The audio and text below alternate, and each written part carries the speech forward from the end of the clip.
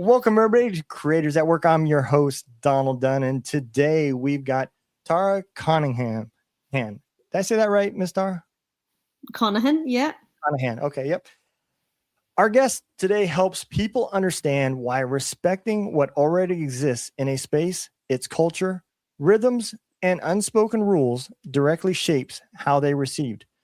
They break down how a lack of context often turns into anxiety and how that anxiety leads well-meaning people to unintentional cross lines. Though real, relatable examples, they show how to move through unfamiliar environments with awareness instead of self-doubt. The result in confidence, smoother interactions, and a genuine sense of belonging, whether you're walking into a music session, a workplace, or any established community. Welcome to the show, Miss Tara. How you doing?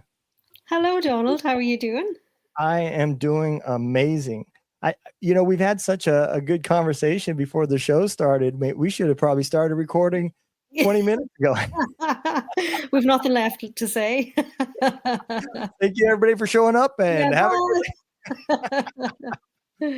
So why don't we get into a little bit of a background, give everybody kind of an idea of where you're from and how you got into this.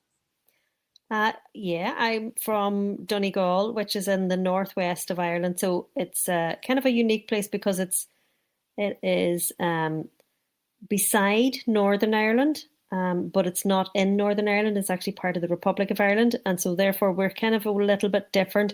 We only border the Republic of Ireland, which we're part of. We hang on by about 8 kilometers. So that kind of makes us a bit unique. Yeah. Because we kind of feel like we're not part of anywhere. We're our own people. Yeah. So it's like the Republic of Donegal. And we do have links with Scotland. So our music here has a little bit of links with Scotland as well.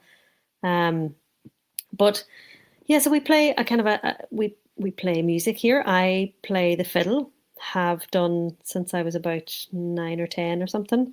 And so like as a child, you grow up and you go to sessions, some of the older musicians would always welcome you in and they're always so welcoming and, come on in and play your tune. And it's, I suppose you get to learn the etiquette of being in that group space because you grew up in it and they find it easier to say to children because it's more, it can be more of a teaching environment for when it's a child. So you can say, look,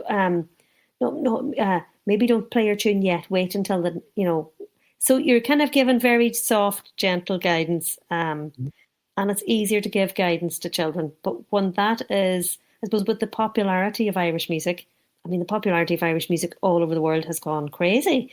It's amazing. Even just the whole Ireland bug. I'm going to call it an Ireland bug. It's I love it. But there is 80 million people around the world in the Irish diaspora. There's only 5 million of us. So there's more Irish people outside of Ireland than there are in Ireland. There's 200 countries celebrate St. Patrick's Day on the 17th of March. That's 200 countries that aren't Ireland. Yeah. I don't think there's any other country in the world that has that reach. And even like there's 700 landmarks around the world that are turned green on Paddy's Day. Yep. And also, have you ever been to hands up, who's been to a city around the world that doesn't have at least one Irish pub? Yeah, you're right. There's that popularity of it. And that means quite a lot of adults now as well engaging with it and wanting to learn it. But when they come into a session, then it's like, most of the time they don't even realize that there is maybe an etiquette about joining it. It's just, I suppose, it's a bit of self-awareness that because most people are so excited to join it, and it's like, oh my god, and then but the excitement then turns to fear. It's like, oh, what am I doing? Do I know enough? Should I do this? Should I do that? And then it starts to get more snowballing anxiousness the whole time, and so that's and it's much harder then to give that feedback to that you would normally give to a child or who would have been the original. Suppose newcomers to sessions would have been children, And now we Yeah. have a mix of children and adults, and it's much harder to kind of, because they're your peer as an adult, but they're maybe at a different journey on their musical learning journey, and it's much harder to say, look, maybe now's not the time to play yet, because they can take it very defensive, the very personal, when people are Yeah. not meaning it personally at all. But it's more like we're trying to give you guidance. But there's kind of a whole, I think, if there isn't the engagement with the musicians that are in situ at the start, then it's very hard to say anything. I would find it really hard to say anything to somebody who's just come in, and I don't know them, or I haven't even had a conversation with them. Whereas if you have sort of a conversation with the people, with the musicians in situ, it can soften everything, and they can, if you're open to, I suppose, taking on feedback and say, look, I'm just learning. Would you mind letting me know where I'm going wrong or what I should do, or just give me the nod when I'm, if I can do this or that or the other.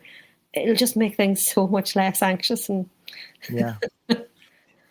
You brought up some points, and you are right about how many people celebrate St. Patty's Day. Because I spent 10 years in Savannah, Georgia, and I think their St. Patty's Day celebration is bigger than Christmas. I really do, because we have a massive river called the Savannah River, and it empties out into the Atlantic Ocean, and they literally dye that river green for St. Patty's Day, and it's mad. it is. People come. The hotels are booked like 4 or 5 years out. For all the Really? people that come for the St. Patrick's Day down there on River Street in Savannah. And it is just absolutely huge. And being a military guy, I was stationed there from the military. I can tell you right now that all the soldiers understood was St. Patty's Day, River Street, we're going to drink. And that is about as much as they knew of the history behind it. But it was important to know all that. It was important, that is for sure. But it was fun. Everybody got together, and there was great food and music, and maybe some of us knew what we were celebrating and some of us didn't, but we celebrating anyway. We were celebrating anyways. And I have to say that I don't think there's any rivers turned green in Ireland.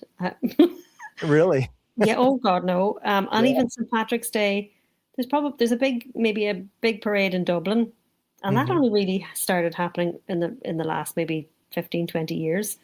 And then like some of the other places, some of the other towns or cities, maybe the bigger towns or cities might have a St. Patrick's Day parade, but most of the smaller towns, they might have one somewhere, a kind of a joint one between 3 or 4 towns, or villages. Yeah. But it probably, if people come to Ireland for Paddy's Day, it's an anticlimax compared to all the celebrations abroad. Although I think maybe the large one in Dublin, I've never been to the large one in Dublin. I'm always playing. Musicians are always playing that week. It's a busy time, so we're rarely at the Dublin one. Yeah. Well, so let me ask this: what first drew you to studying how people navigate unfamiliar spaces? Because there's a lot of benefit to being in an uncomfortable situation. Especially with if you're trying to grow professionally. It's even as a musician, you kind of always want to push your limits and put yourself in an uncomfortable position to help make yourself grow. So what made you start studying this? Well, I suppose adults are putting themselves in, I suppose we all do, put ourselves in more, growth situations so that we grow, or, uncomfortable so that we grow. But they're also learning a new total, like there's so much it's just an overwhelm of learning as well. So you're learning an instrument you've probably maybe never played before. So there's all the coordination that's involved with learning the instrument. Then there's all the melodies, like the tunes, the songs that are played on the instrument. You're trying to get there's so much coordination in that, so much learning, and so many I mean, there's tunes, there are thousands and thousands of tunes. And so they see this as a huge uphill battle. And then on top of that, they have to go into a group setting, so there's just, so I think it's overwhelmed. And the reason I started it was, I do find when I'm teaching at, like I have an adult fiddle class that I do on a Wednesday here locally. And I'm not a kid person. I just don't teach kids very well. I Me do, neither. but I think I give too much energy when I teach kids. So I prefer to teach adults because I can, I really love teaching adults. I get that buzz from teaching adults. Yeah.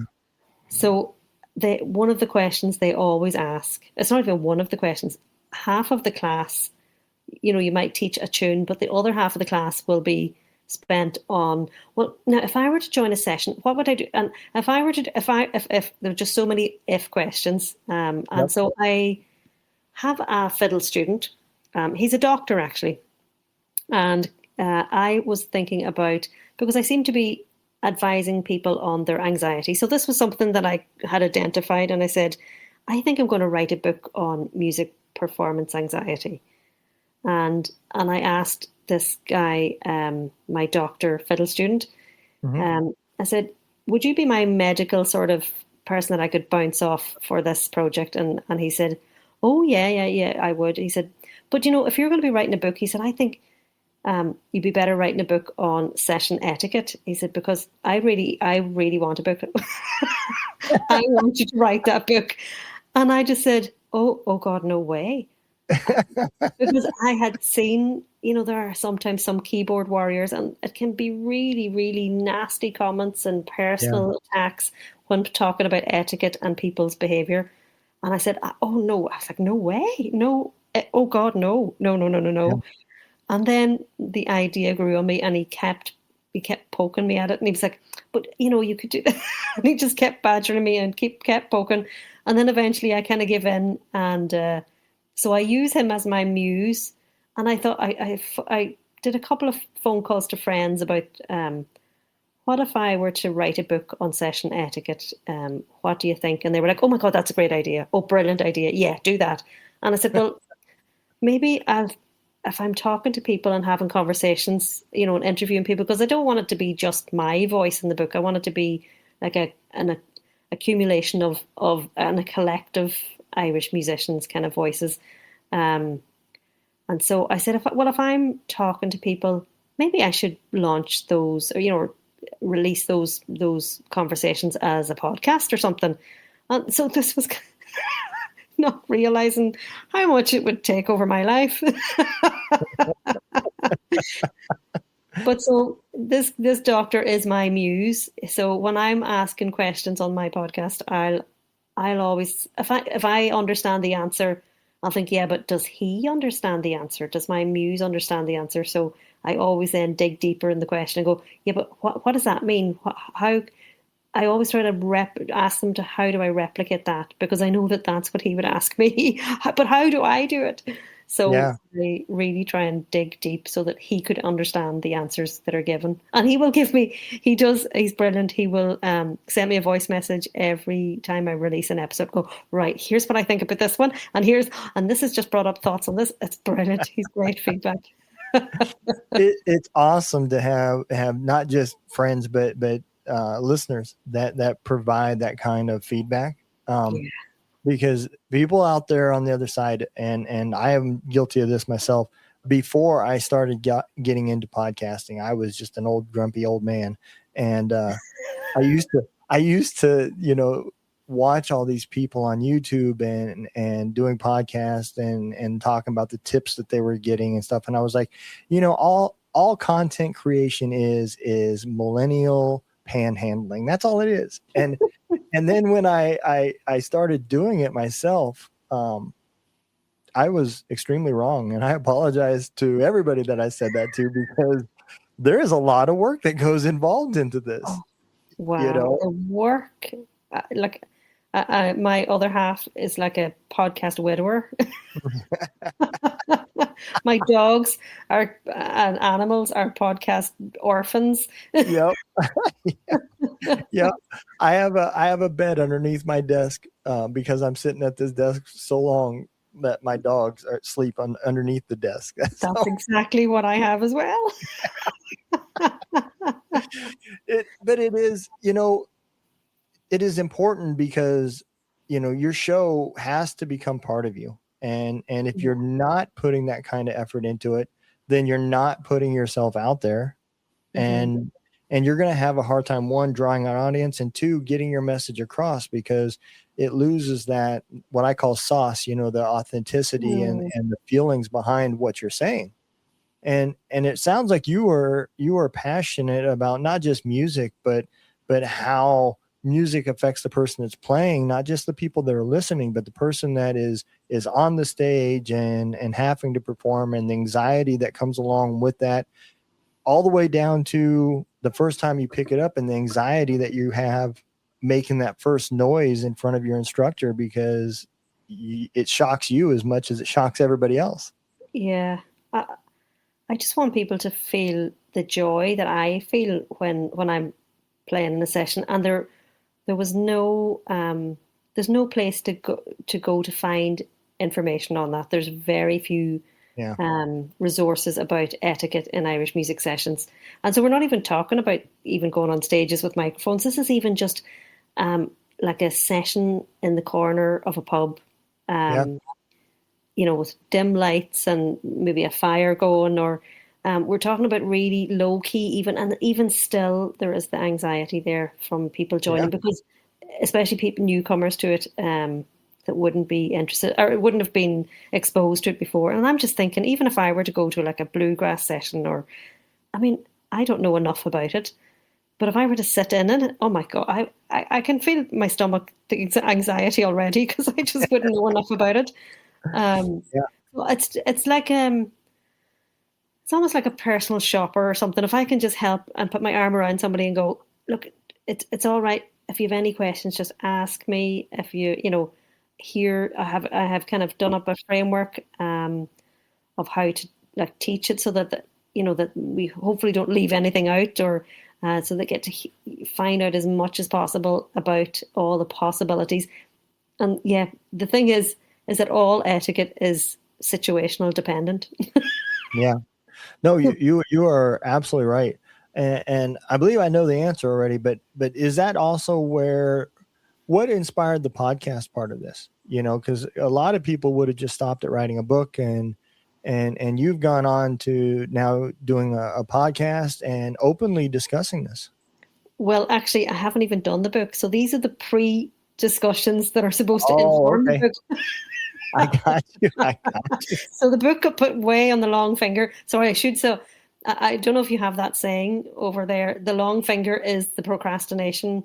Yeah. So yeah, we put it on the long finger, because I know in the UK they do not use that saying, and they're like, "What? The long finger? What is that?" Um, so it gets put on the long finger here. It means we've procrastinated. It's pushed out to some time in the future. Well, I will tell you a secret. I just had a guest on one of my other shows about writing books, and Yeah. she's literally the first one that said this. She said that one day she decided that she was going to write a book, and the topic of her book, she posted about it on Facebook so much that what she did was she downloaded all of her Facebook and sent it to an editor and said, "I have a book." Love it. So you could now go and start posting about everything you want to write about on Facebook, and then when you feel you've got a book, you can just download all your posts and Or the say, "All show right, notes or the yep, transcripts from the. there you go." That was the first time I ever heard somebody say that, and I said I would have loved to been the fly on the wall watching that editor's face when he opened up your files. How long ago was that? Because they could have thrown them into ChatGPT and got some sort of thing back. Yeah, she just published her book, so I would say a year or so Yeah. is what her editing process took from Right. beginning to Yeah. end. So yeah, I just her episode just released Brilliant. today, I think, as a matter of fact. Do So you know, I was actually thinking about that. I was like, how could I get all this information that I've, talked about, but that I need to get written down? I'm a fast typer, but there's a limit. Chat GPT can listen to audio now, so absolutely, you can just start uploading your audio. Okay, thank you. Yeah. Yeah. So let me ask you this: when you get into this, right? Walk us through a music session, right? A workplace, community setting. What should a newcomer notice first, right? When somebody's first coming in, is there something they should do to help, one with the butterflies and two with the nerves, or is just researching very well before that day what you recommend?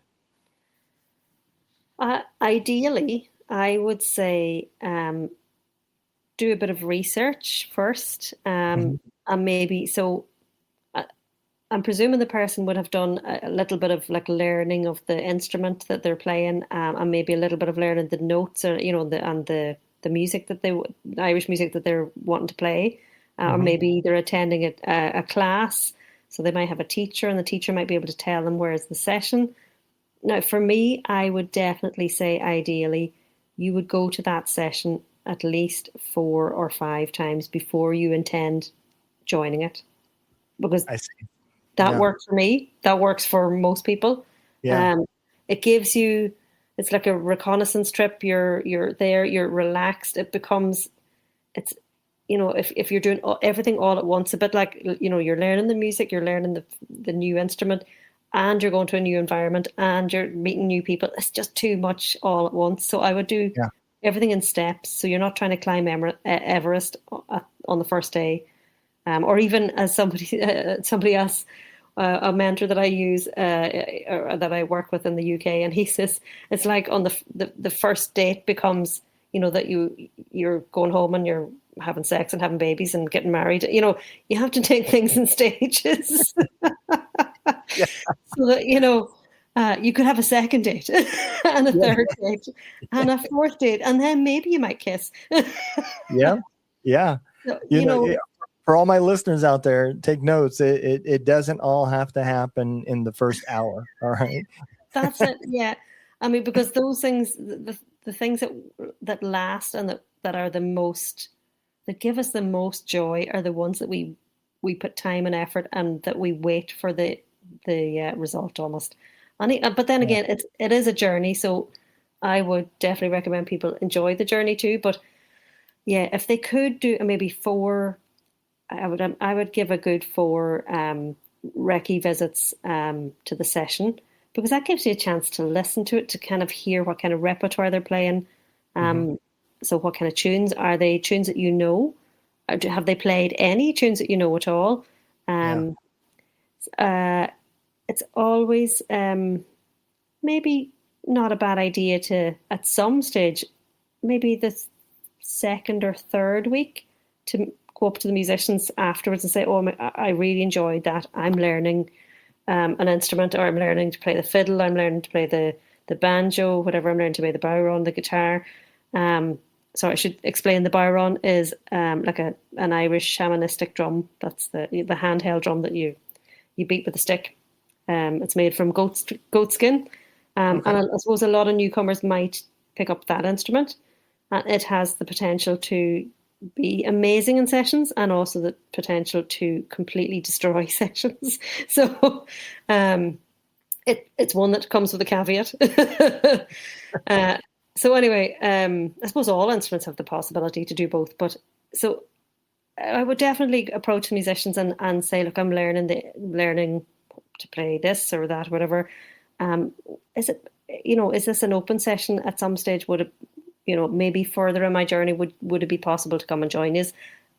Now, Yeah. 99.9% of the time, people will say, "Oh my God, yes! What? And you're going to teach," and they just start getting engrossed in your journey, because they had the same journey. Yeah. We all got bitten by the bug, so they will definitely be so interested. And then they'll say, "Do you have it with you?" And then you're like, "No, no, I didn't bring it yet, yet." And they go, "Oh well, if you're back next week, take it next week." And that's, so that's kind of, by the third or fourth time, then you would kind of be able to say, well, I did bring my fiddle this time. Would you mind if I join in and maybe if you I'm still really learning. I would love to like have as much feedback as possible. So please tell me if I'm doing this or tell me, how I'm supposed to act doing that. Or if you definitely open yourself up to being, I suppose, coached or maybe helped along, guided along. Oh, I Mm. mean, they'll take you under their wing and the musicians will then be rooting for you. That they'll be supporting you and encouraging you. And when you get that, I mean, that is when you've got people on your side. It does strike me. It does. I do. It just makes me ask sometimes, why would somebody not do that? Because the Yeah. opposite to that is that you're going to be really anxious on top of everything. So I think it just makes you be able to chill out more because people are on your side and you're Yeah. not. Yeah, to battle. It sounds like to me, I mean, and the few musicians that I've worked with, right, that community on a non-business level, right, is built off of the foundation of the music. And so it is some of the best time that you'll ever have at a show is before the show, or even sometimes after the show, when all the artists are getting together and they're having their little jam session Yeah, and showing each other their new guitars or yeah, whatever. And totally. and everybody's just sitting around a campfire couch, having a few drinks and playing some music. And it's not for an audience. It isn't for money. It's camaraderie. And again, that's where you get some of the best advice. Yeah. I've seen, musicians just say, "Hey, why don't you try playing that song this way? I like how do you think this would sound?" And next thing you know, they're Mm, they're both just trying out different things of the same song, and that networking lasts a lifetime. yeah. You will make the best friends you've ever, and the friends I've made at music sessions, at Irish music sessions, they're still my friends. Yeah. People I've maybe gone to school with or college with, even though I did actually study music in college. Um, you know, they can come and go, but the ones who play music, who play Irish music, are always your friends, and I can pick up the phone. I might not have spoken to them in 5 years, but that doesn't matter. We're still pick up exactly where we left off. We're Yeah. still best friends. Yeah. Yeah. Would you say, now that you're getting into the podcasting world, would you say that you find that same experience with the podcasting community as well? Yes, I love it. It's Yeah. lovely. It's so addictive. But do you know the other thing is because I suppose since COVID, I just haven't been out as much. And even for 5 years before COVID, I took over. Yeah, I know I've been a musician all my life, but I actually also took over my dad's construction company Mm. when he passed away 11 years ago. So I was a builder for the last. Wow. I was Ireland's first or only female that has been running a construction company on her own without family members or husbands I just did it myself because it Wow. had to be done.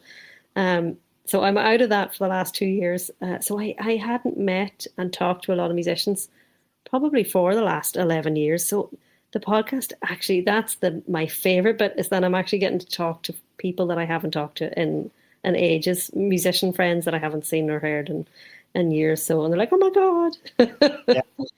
Yeah. Yeah.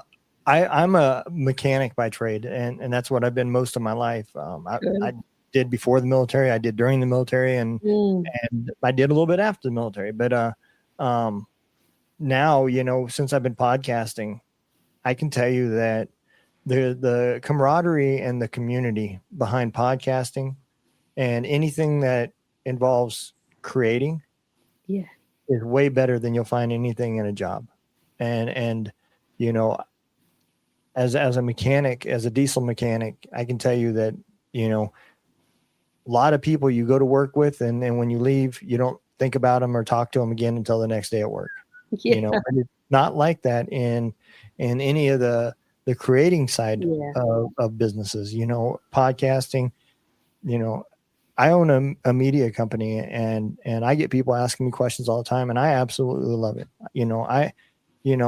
I will gladly share any information I have with no intent of them ever becoming a client, just Mhm. because I know how hard it was when I started doing this, and there's so many things out there that one will take your money and not give you the results that you want. Which shows, especially when it comes to downloads and stats and all those types of things. There's a lot of dirty side of that part in this industry.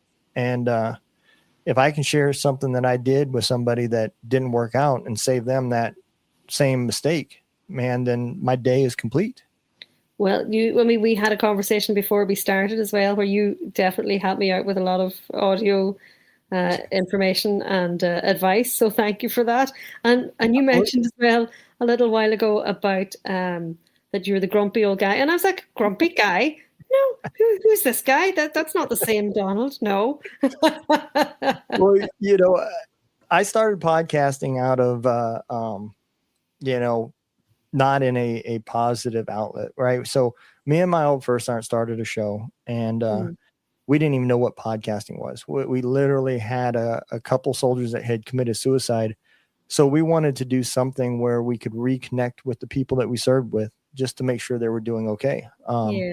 And so we went Facebook Live every Friday, and we called it Two Drunk Dudes in a Gun Room. And it wasn't meant to be a public show. It wasn't meant to be a podcast. It was just literally us talking and telling jokes and having a few drinks with friends, right? Yeah. And the show grew unexpectedly. And by the end of the season, we had started actually making podcasts and episodes and everything. And I found it to be telling my story and dealing with the PTSD that I went through. It helped me tremendously, just telling my story to complete strangers that had like-minded thoughts. And that's where my podcasting journey started from. So yeah, back then I was definitely the grumpy man. And well, as they say, a problem shared is a problem halved. Yeah, definitely. Absolutely. And if it was shared with millions, or lots of listeners, then it's it's completely diminished. Yep, you are 100% not quite right. diminished. That I don't mean that to take away from the pain and anxiety that it caused, but I mean that it lifted you a lot. Yeah, absolutely it did. And I still have that show. It was rebranded and renamed to Spirits and Stories with Donald Dunn. Spirits being like drinks or alcohol, not ghosts and woo-woo. But did I forget to mention that I also work in a distillery as a tour guide? Oh, I'm jealous. I'm so jealous. Come on over. You'll have to come over. Absolutely. I'm coming over to check out the green grass and the distillery. Yes, the green grass. And for the listeners, but they didn't get to hear us about the green grass. I asked Donald, did he know why the grass was green in Ireland? You know now? I didn't at the time, that is for sure. Because it rains so much. So, but you water, they always say, water the seed that you want to grow. They say that in terms of in business or whatever, mindset. And it's the same here. You actually, the world is watering our grass, our seeds all the time. So grass grows in Ireland a lot. Yeah, absolutely. And for my listeners who've never been there, I challenge you to go online and look at some images, and you will, you think you have a good yard, go see the green grass in Ireland. And it's funny, I didn't realize how green it was until you fly somewhere else and then you're coming back into one of the Irish airports and you realize, yeah, it's pretty green. It is very green, that is for sure. It's beautiful. Absolutely. There are always rainbows as well, because we have probably about 4 seasons every hour. So the sun if the sun comes out, there's guaranteed to be followed by rain, or during rain as well. So there's always rainbows. Absolutely. Well, Ms. Dart, why don't you tell everybody where they can find your podcast and follow you and learn about all the cool stuff that you are doing? Oh, thank you very much. The podcast is called In Tune with Tradition, with a a subtitle of Perspectives on Session Etiquette in Irish Traditional Music. That's a long subtitle. But the web address is easier. It's much easier. It's just www.sessionetiquette.com. So, and there, you can find out about the podcast is free. It's available on all the platforms. And it's also available to listen to on the website, because the likes of my mother, actually still a lot of my audience wouldn't have ever listened to podcasts before. So it's their first foray into podcasts. And so, yeah, I had to put everything up on the website as well, because that's where my mother listens to it. So, when I release an episode, she's like, "Oh, I've been listening," and so I just give her the web address, or I put it on the on Facebook, whatever, and she clicks on it and goes on with her phone. And she does a bit of bed and breakfast in Ireland, and she would be cooking breakfasts for the guests, and she'd have this on for herself as she's cooking the breakfast. Yeah, absolutely. I did something similar for that for my mom too, because she wasn't. Yeah. She had no clue what it was I was doing, but she knew I enjoyed it. So if I enjoyed it, she enjoyed it. So that's it. And so I interview lots of different guests. So I have musicians, singers, dancers. I will have some. I've only 12 episodes released so far, but I've another 35 recorded. And this week has been a very busy week, actually, recording. And so I need to spend time editing. I've got a couple of people lined up that are pub owners as well. So that, because they all have perspectives as well. I have some teenagers there. It's just about perspectives, because we all have a slightly different take on it. It's a bit like, there's a thing called Chinese whispers. I don't know if you know what that means. As far as the saying, it's like, in a group or something, there's 5 or 6 people or 20 people, whatever, and you whisper something to the person next to you, and then they whisper it and it keeps going around until it comes back to you, and they're like, "That's not what I said." So it's a bit like that. Yes. Yep. The old communication drill that people that you would use to show people how fast things change and how people see things.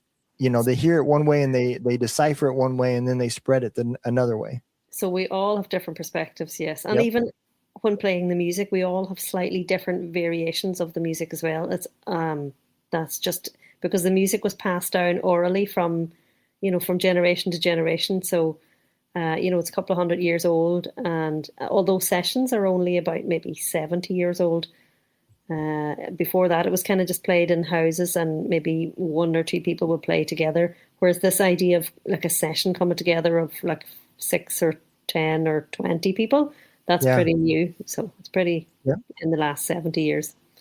Yeah.